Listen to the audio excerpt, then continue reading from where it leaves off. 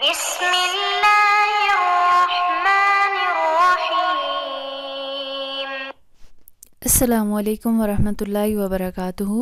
عزیز طلباء و طالبات، منہج تحقیق میں آج ہمارا 18واں سبق ہے جس کا عنوان ہے کمپیوٹر کا استعمال۔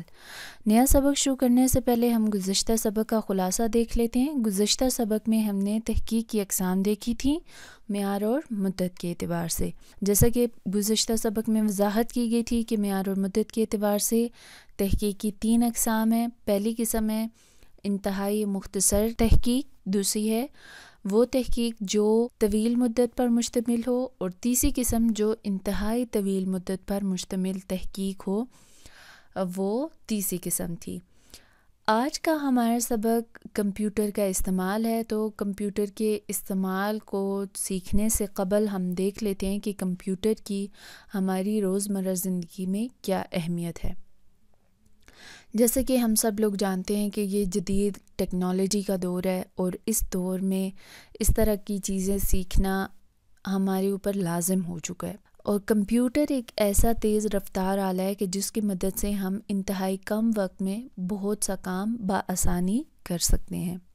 جو کمپیوٹرز ہیں انہوں نے نہ صرف ہماری زندگی کو آسان کر دیا ہے، بلکہ بہت سی ایسی چیزیں جن تک رسائی ناممکن ہوا کرتی تھی، آج ہم بآسانی ان کو حاصل کر سکتے ہیں، ان سے مدد لے سکتے ہیں۔ مثال کے طور پر اس سے قبل کیا ہوتا تھا کہ کوئی شخص اگر کوئی کتاب تلاش کرنا چاہتا ہے یا اس کو کوئی کتاب درکار ہے، تو اس کے لیے وہ مختلف لائبریریاں وزٹ کرتا تھا، مختلف لائبریریوں میں اس کو جانا پڑتا تھا۔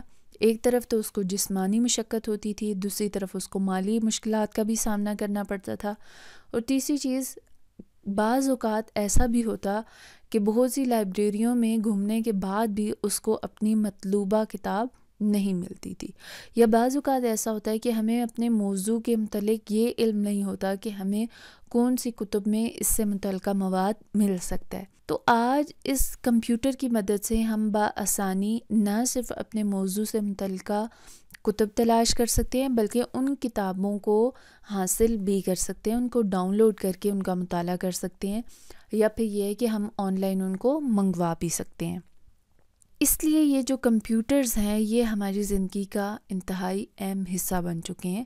اس لیے ضروری ہے کہ ہم ان کا طریقہ استعمال جانیں، اس کو اپنی زندگی میں شامل کریں، اور اس جو گزرتا وقت ہے جس میں ہمیں اپنے وقت کو بچانے کی ضرورت ہے، تو اس میں ہم کیا کریں گے، بآسانی اپنے وقت کو بچاتے ہوئے بہت سی چیزیں حاصل کر سکیں گے۔ اب کمپیوٹر کے مقاصد کیا ہیں؟ تو کمپیوٹر کا مقصد صرف ایک ہی نہیں ہے کہ ہم اس سے تعلیم اور تعلم کریں، بلکہ اس سے تفریح بھی کی جا سکتی ہے، یعنی آپ اس کے اوپر گیمز کھیل سکتے ہیں، اس کے علاوہ مختلف ویڈیوز دیکھ سکتے ہیں، یعنی انٹرٹینمنٹ کے لیے آپ کو بہت سی چیزیں اس کمپیوٹر کی مدد سے مل سکتی ہیں۔ اس کے علاوہ مواصلات، یعنی ہم کمپیوٹر کی مدد سے پوری دنیا میں جہاں چاہیں جب چاہیں کسی سے بھی رابطہ کر سکتے ہیں۔ اب رابطہ کرنے کے بھی مختلف طریقے ہیں، مختلف ٹولز بنائے گئے ہیں، ان ٹولز کی مدد سے ہم گھر بیٹھے میلوں دور بلکہ دنیا کے دوسرے کونے میں بیٹھے شخص سے بھی رابطہ کر سکتے ہیں۔ تیسری چیز تعلیم، تو کمپیوٹر تعلیم حاصل کرنے میں انتہائی اہم کردار ادا کرتا ہے۔ جیسے کہ آج ہم لوگ نہ تو ایک دوسرے کو جانتے ہیں، نہ ہم نے ایک دوسرے کو دیکھا ہوا ہے، لیکن اس کمپیوٹر کی مدد سے ہم آج یہ سبق پڑھ رہے ہیں، سیکھ رہے ہیں۔ تو یہ کیسے ممکن ہوا؟ اسی کمپیوٹر کی بدولت۔ پھر اسی طرح جو اہم چیز ہے وہ ہے تحقیق۔ اس کمپیوٹر کی مدد سے ہم تحقیق میں بہت سی سہولیات حاصل کر سکتے ہیں۔ پہلے تو یہ ہوا کرتا تھا کہ جب یہ کمپیوٹرز وغیرہ نہیں تھے تو جو تحقیق ہوتی تھی ہاتھوں سے کتابیں لکھی جاتی تھیں اور یہ سب کچھ ہوتا تھا، یا پھر یہ ہے کہ مختلف طرح کے ٹائپ رائٹرز ہوا کرتے تھے، ان کی مدد سے چیزیں ٹائپ کروائی جاتی تھیں، اور یعنی بہت مشکل ہوا کرتی تھی۔ لیکن اب کیا ہے، جہاں تک لکھنے کی بات ہے تو کمپیوٹر میں ایک ایسا ٹول موجود ہے جس میں آپ ڈیٹا لکھ سکتے ہیں۔ پھر اگر کوئی چیز تلاش کرنے کی بات ہے تو اس میں بہت سے ایسے سرچ انجنز ہیں جن کی بدولت ہم بہت سی چیزیں تلاش بھی کر سکتے ہیں. تو اس لیے ضروری ہے کہ ہم کمپیوٹر کا طریقہ استعمال سیکھیں، اس کو جانیں اور اس کو اپنی زندگی میں شامل کریں، تاکہ اس جو جدید دور ہے اور انتہائی تیز گزرنے والا وقت ہے، اس میں ہم بآسانی اور جلدی اپنا کام نپٹا سکیں. یوں تو کمپیوٹر میں بہت سی چیزیں ہیں جو ہم سب کے لیے سیکھنا ضروری ہے. آج جو چیز ہم سیکھیں گے ایک محقق ہونے کے ناطے وہ ہے ایم ایس ورڈ کا استعمال. ہم پہلے یہ جانیں گے کہ ایم ایس ورڈ ہے کیا، اس کا طریقہ استعمال کیا ہے، اس کو ہم اپنی تحقیق میں کس طرح سے بروئے کار لا سکتے ہیں. ایم ایس ورڈ ایک ایسا پروسیسر ہے جو 1983 میں بنایا گیا تھا. اس میں ہم الفاظ کو لکھ سکتے ہیں، یعنی وہ چیزیں جو ہم پہلے کاپی اور پین کی مدد سے جو چیزیں ہم لکھا کرتے تھے یا اپنے پاس محفوظ کیا کرتے تھے، آج ہم اس ٹول کی مدد سے اپنے لیپ ٹاپ میں بغیر قلم کے، بغیر صفحے کے لکھ سکتے ہیں، اس کو اپنے پاس محفوظ کر سکتے ہیں اور اب جب کبھی ہم چاہیں تو کسی اور کے ساتھ اس کو شیئر بھی کر سکتے ہیں. تو آئیے ہم اس کا طریقہ استعمال دیکھتے ہیں کہ ہم ایم ایس ورڈ کو کس طرح سے استعمال کریں گے، اس میں پیج سیٹنگ کیسے کی جائے گی، لکھنا کیسے ہے ہم نے، اور باقی جو اہم چیزیں وہ آج کے لیکچر میں شامل کی جائیں گی. سب سے پہلے ہم ایم ایس ورڈ کو کھولیں گے.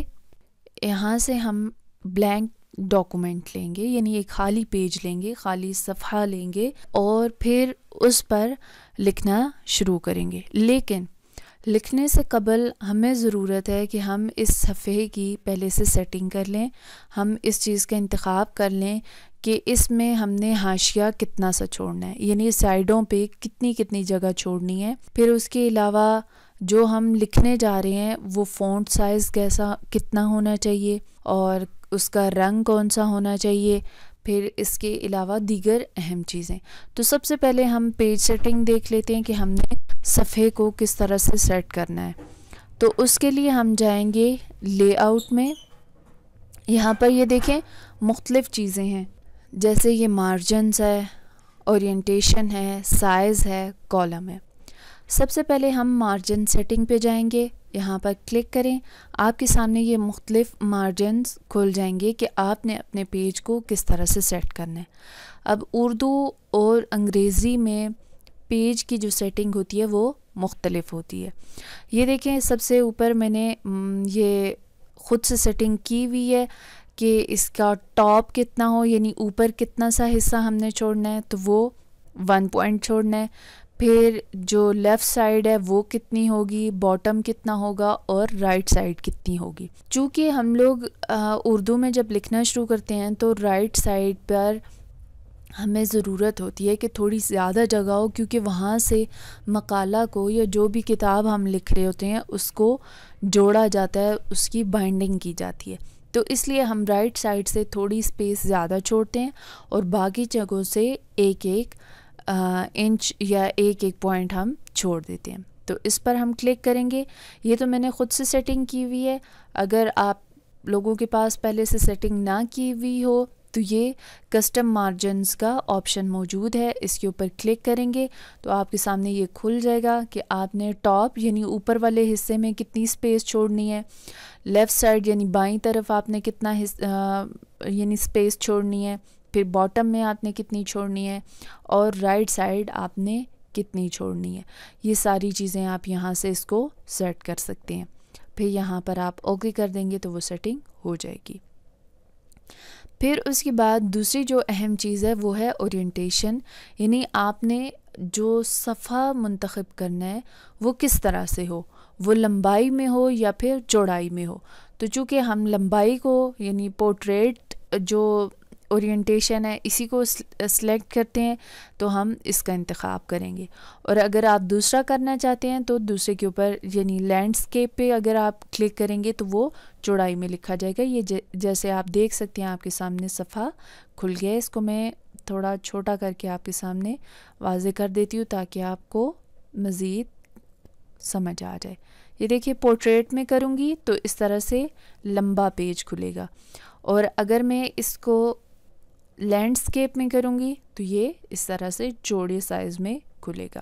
پھر اس کے بعد جو دوسری چیز آ جاتی ہے، تیسری چیز آ جاتی ہے، وہ ہے سائز، یعنی ہم نے اس پیج کو کتنا اس کا سائز رکھنا ہے۔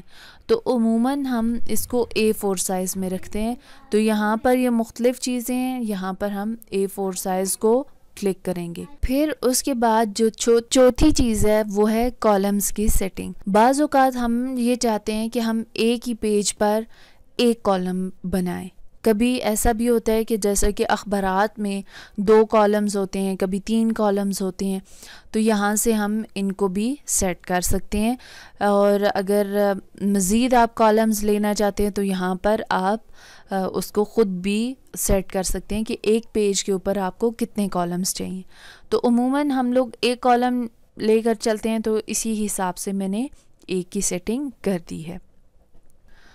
تو آج کے سبق میں ہم نے ایم ایس ورڈ کا طریقہ استعمال دیکھا، اور اس میں بھی صرف پیج سیٹنگ دیکھیے کہ ہم پیج کی کس طرح سے سیٹنگ کریں گے۔ آئندہ کے سبق میں انشاءاللہ ہم مزید اس میں لکھنا، اس میں ریفرنس دینے کا طریقہ اور مختلف چیزیں دیکھیں گے۔ آج کے سبق میں ہم نے 2 اہم چیزیں دیکھی، ایک تو کمپیوٹر کی اہمیت اور دوسرا ایم ایس ورڈ کا طریقہ استعمال، اور اس میں بھی ہم نے صرف پیج سیٹنگ دیکھی کہ ہم نے پیج کو کس طرح سے سیٹ کرنا ہے۔ امید ہے کہ آج کا سبق آپ کو اچھے سے سمجھ آ گیا ہوگا۔ آج کے لیے اتنا ہی کافی ہے۔ السلام علیکم ورحمۃ اللہ وبرکاتہ۔